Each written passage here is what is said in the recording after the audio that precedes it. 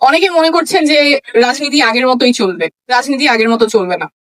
রাজনীতি পাল্টে গেছে, জনগণ অনেক সচেতন, জনগণ আর প্রতারিত হবে না। শুধুমাত্র হাসিনার পালানোই একমাত্র আকাঙ্ক্ষা ছিল না, কারণ হাসিনা ঠিক যেই ব্যবস্থার মাধ্যমে পুলিশ দিয়ে কারফিউ জারি করে নিজের দেশের নাগরিককে গুম করত, খুন করত, প্রত্যেকটা ব্যবস্থাকে রাজনীতিকরণ করা হয়েছিল, বিচার ব্যবস্থাকে রাজনীতিকরণ করা হয়েছিল, প্রশাসনকে রাজনীতিকরণ করা হয়েছিল এবং প্রত্যেকটা প্রতিষ্ঠানকে ধ্বংসের মুখে ফেলা হয়েছিল, যেখানে কেউ কারো অ্যাকাউন্টেবিলিটি নিশ্চিত করতে পারবে না। ঠিক সেই একই ব্যবস্থা অটুট রেখে শেখ হাসিনার জায়গায় আরেকজন মানুষ এসে বসবে, সেটা অভ্যুত্থানের আকাঙ্ক্ষা ছিল না। অনেকগুলো কমিশন হলো, তার মধ্যে মাত্র 6টা কমিশনের রিপোর্ট নিয়ে ঐকমত্য কমিশন গঠিত হলো। সেই ঐকমত্য কমিশনে যে 6টা কমিশনের রিপোর্ট আলোচনা করার কথা, সেই 6টাও আলোচনা হয় নাই। অর্থাৎ বাকি যেই কমিশনের রিপোর্ট গুলো আছে, আনফর্চুনেটলি সেটা হয়ে যেতে পারে একটা একাডেমিক এক্সারসাইজ। অর্থাৎ রাষ্ট্রের জনগণের টাকা দিয়ে কমিশন গুলো এত কষ্ট করে আমাদের রিফর্ম প্রপোজাল দিয়েছে, কিন্তু সেটা কখনো আলোর মুখ দেখবে কিনা, বাস্তবায়ন হবে কিনা, সেটা আমরা জানি না। এবং যেটার পেছনে এত শ্রম দেওয়া হলো, ঐকমত্য কমিশনে সবগুলো পলিটিক্যাল পার্টি একসাথে বসে একটা জায়গায় আসলেন, সেটারও বাস্তবায়ন কিভাবে হবে সেই পথ সুস্পষ্ট না করেই সাইনিং সেরেমনি হয়ে গেছে।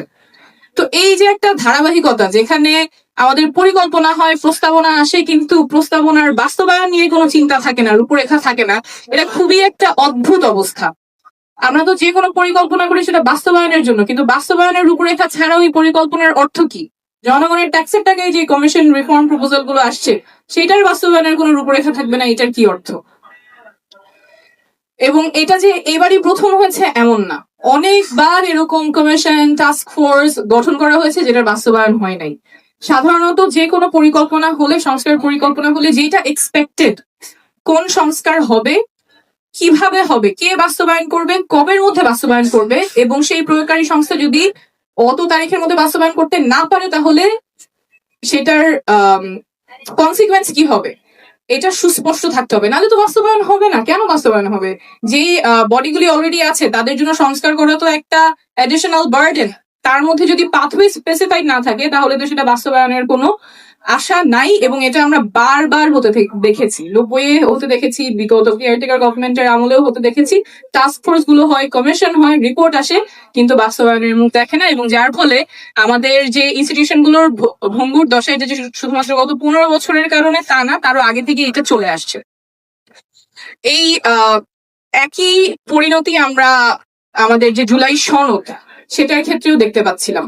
জুলাই সনদ নিয়ে এত এত ডায়ালগ, এত নেগোসিয়েশন, এত এফোর্ট, সবগুলো পলিটিক্যাল পার্টি একটা জায়গায় এসেছে যে আমাদের পরিবর্তন প্রয়োজন এবং এই পরিবর্তনে আমরা কমিট করছি যে পরিবর্তনটা আমরা বাস্তবায়ন করবো। তারপরেও বাস্তবায়নের পথরেখা নাই, এবং বাস্তবায়নের পথরেখা না থাকার ফলে জাতীয় নাগরিক পার্টি শেষমেশ সেখানে সই করতে পারেন নাই। আমরা সই করতে চাই, বাস্তবায়নের নির্দিষ্ট যাতে পথরেখা থাকে। এবং যেভাবে আমরা যে কথাটা বলছি যে কে বাস্তবায়ন করবে, কবের মধ্যে করবে এবং না করলে কি হবে, এইটা স্পষ্ট থাকতে হবে প্রত্যেকটা সংস্কারের ক্ষেত্রে, জুলাই সনদের ক্ষেত্রেও।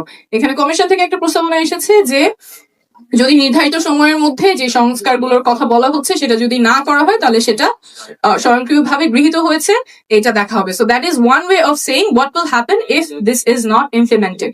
There can be other ways, but what is the other way? We cannot leave it without consequences. যদি এটা না হয় তাহলে কি হবে, সেটা যদি স্পষ্ট না হয় তাহলে হয়তো এটা হবে না।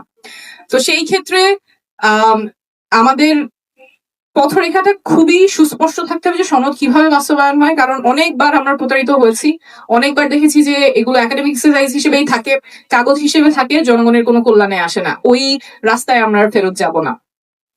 অনেকে মনে করছেন যে রাজনীতি আগের মতোই চলবে। রাজনীতি আগের মতো চলবে না। রাজনীতি পাল্টে গেছে, জনগণ অনেক সচেতন, জনগণ আর প্রতারিত হবে।